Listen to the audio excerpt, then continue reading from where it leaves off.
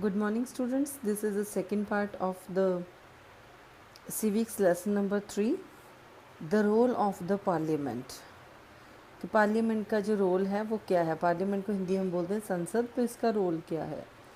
अब जो पार्लियामेंट है इसका इतना इम्पोर्टेंट रोल बन गया कि इससे क्योंकि जो पार्लियामेंट है वो डेमोक्रेसी को शो करती है कि हाँ, because parliament is just because the people faith is there, they have selected the persons, due to that only parliament is there।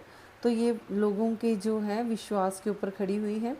These are the participations by people in the decision making process and government by consent, कि जिसमें लोगों के decision के द्वारा decision making का process है, लोगों ने पार्टिसिपेट किया, डिसीज़न लिया और अपने कंसेंट के साथ एक गवर्नमेंट बनाई। तो parliament is our system has immense powers because it is a representative of the people। जो पार्लियामेंट है इसके पास बहुत सी इमेंस पावर्स, बहुत ज़्यादा पावर्स हैं। क्योंकि ये जो है लोगों को रिप्रेजेंट करता है, ये इंडियंस को, सिटीजन्स को रिप्रेजेंट करता है।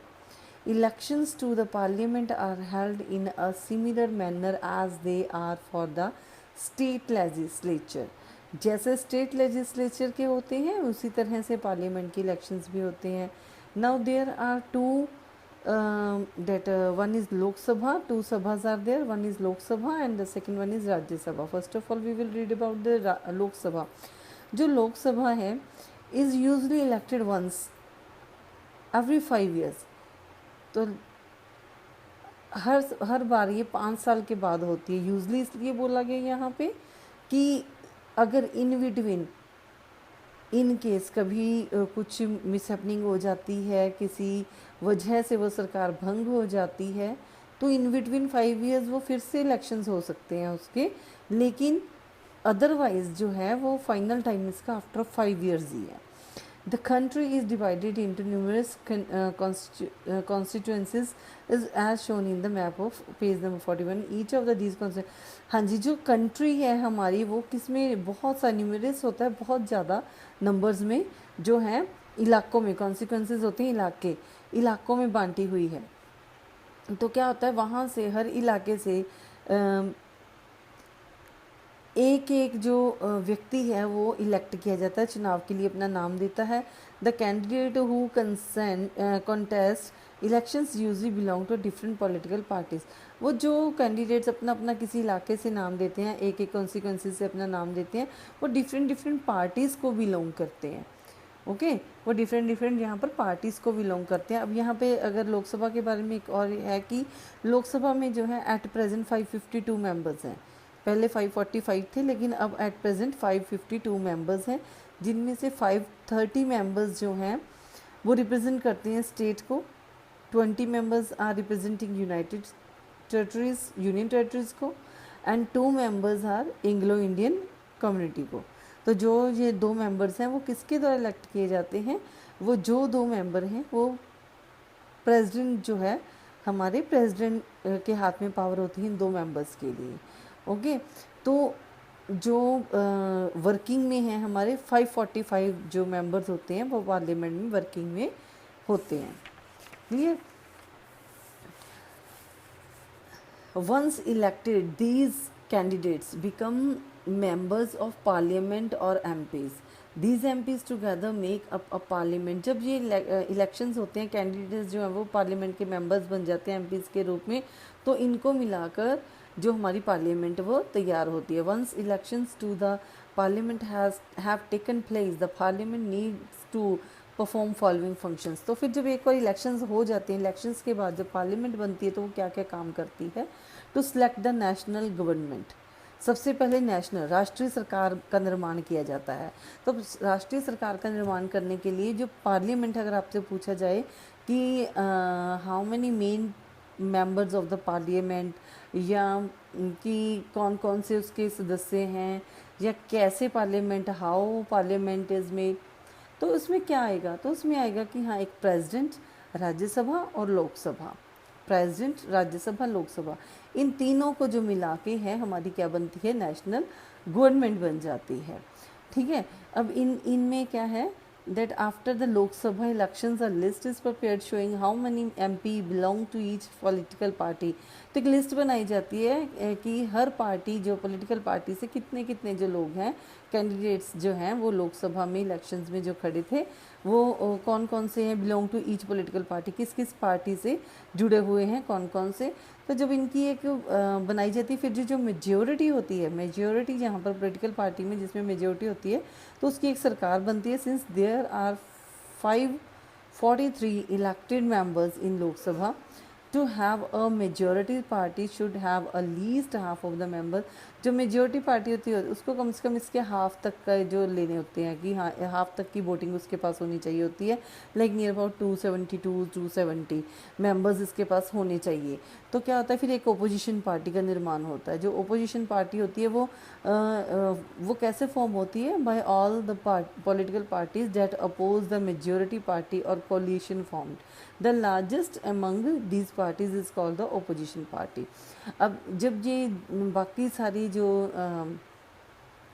विपक्ष के जो होते हैं, विपक्ष मतलब जो एंटी होते हैं, उल्ट होते हैं, जो हमारी सरकार बन जाती है उसकी विरोधी पार्टियां जो होती हैं वो क्या करती हैं, वो मिलकर सारी एक अपनी अलग से एक पार्टी बनाती हैं जिसको कोलिशन भी बोला था। कोलिशन का मतलब होता है कि थोड़ी पार्टीज़ में से मेंबर्स निकाल के एक मेजोरिटी लेना और फिर अपने मेंबर्स को पूरा करके, जैसे मैंने बोला कि 272 यहाँ पर 272 मेंबर्स होते हैं, इनको पूरा करके तो एक अपनी सरकार बनानी जो कि ओपोजिशन में खड़ी हो जाती है। जो मेन सरकार होती है वो रूरल बोल दी जाती है, रूलिंग पार्टी बोली जाती है, लेकिन जो ये विपक्ष में खड़ी हो जाती है वो ओपोजिशन पार्टी है। एट प्रेजेंट जो प्राइम मिनिस्टर की पार्टी हमारी नरेंद्र मोदी की वो रूलिंग पार्टी है जो रूल कर रही है एट प्रेजेंट, ठीक है। और उनके एंटी पार्टीज़ और देख लो आप जो भी आ जाती हैं, जैसे कांग्रेस आ जाती है, वो उसकी केजरीवाल की सरकार जो है वो आ जाती है। तो ये सारी इसकी क्या आ जाती हैं, हमारे पास ओपोजिशन पार्टीज़ आ जाती हैं। अब इसके बाद लोकसभा जो है इसका एक और मेन काम होता है कि ये क्या करती है, एग्जीक्यूटिव को सिलेक्ट करती है। अब एग्जीक्यूटिव कौन होता है, एक group of persons who work together to implement the laws made by the parliament. जो पार्लियामेंट अपने लॉज बनाती है उसको इम्प्लीमेंट भी तो करने वाला कोई चाहिए। अब उसको इम्प्लीमेंट कोई एक मेंबर तो कर नहीं सकता। अब उसमें क्या होता है, उसमें एक ग्रुप ऑफ पर्सन्स जो होते हैं उनको सिलेक्ट किया जाता है जो कि एग्जीक्यूट करते हैं जो भी लॉज पार्लियामेंट द्वारा बनाए जाते हैं। The prime minister of India is a leader of the ruling party in the Lok Sabha from The Prime Minister select ministers to work with her to implement decisions.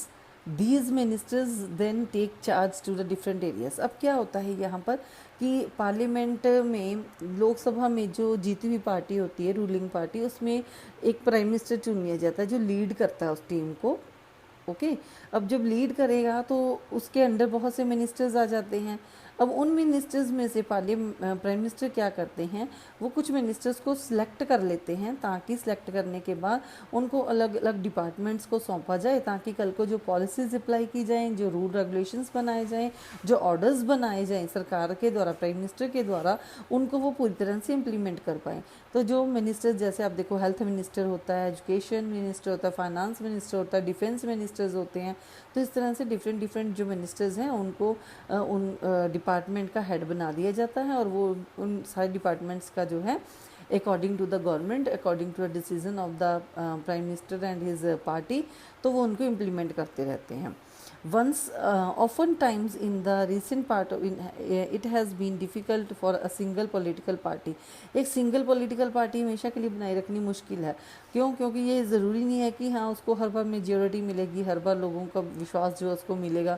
तो क्या है कि क्या होता है, with different political parties who are interested in similar concern to form what is known as a coalition government. अब क्या होता है यहाँ पर जो मिलजुल के सारे फिर एक सहमति के साथ जो अपनी सरकार बनाते हैं डिफरेंट पॉलिटिकल पार्टीज़ मिलकर, जो जिनका एक जैसा इंटरेस्ट होता है, जो एक जैसा इंटरेस्ट शो करती हैं, तो फिर उनको एक कोलिशन सरकार बोला जाता है। अब दूसरा पार्ट है इसका, पहला तो हमने पढ़ा था लोकसभा, ठीक है। अब दूसरा पार्ट है इसका राज्यसभा। अब राज्यसभा क्या है, Rajya Sabha functions primarily as the representative of the states of India in the parliament। अब ये एक रिप्रेजेंटेटिव की तरह स्टेट की रिप्रेजेंटेटिव की तरह कार्य करती है पार्लियामेंट में। अब इस ये क्या है, इसका लेजिस्लेशन में इसका मेन बड़ा रोल होता है। दूसरा, अ bill is required to pass through Rajya Sabha in order to become a law. A bill is required to pass through a Rajya Sabha. It is very important the bill which has made by the Prime Minister, which has prepared by the Parliament, it is most important that it should be passed by the Rajya Sabha. And secondly, any order it has, if any order is made by the Parliament, it will become a law only when Rajya Sabha will give his consent that it is accepted, then only that order will be become a law, otherwise it will not be accepted by the government। Now there are 233 members are there in Rajya Sabha, 12 members nominated by the president to control, guide and inform the government। अब दूसरा क्या है, the second point is to control, guide and inform the government।